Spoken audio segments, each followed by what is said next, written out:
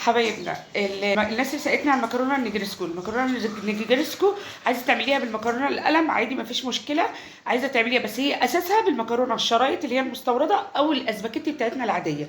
طيب ايه الفرق بينها بين البشاميل العادي بتاع المكرونه القلم، وايه الفرق بين المكرونه اللي هي النجرسكو؟ البشاميل بتاع النجرسكو، البشاميل دايما يا بنات بتاع النجرسكو بيبقى خفيف، ما بيبقاش تقيل.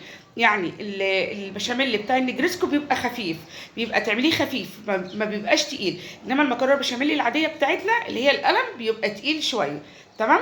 وزي ما اتفقنا معلقه دقيق قدامها معلقه سمنه، 3 دقيق قدامها 3 سمنه، عشان يطلع معاكي سايب كده وكويس جدا معاكي ويديكي نتيجه حلوه.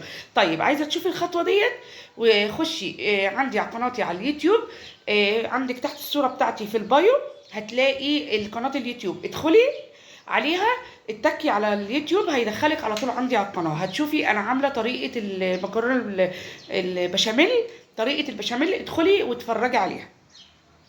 وزي ما قلت لك النجرسكو البشاميل بتاعها خفيف، المكرونه بتاعتنا البشاميل العاديه بيبقى تقيل. وان شاء الله اشوفكم في فيديو جديد ووصفه جديده. مع السلامه.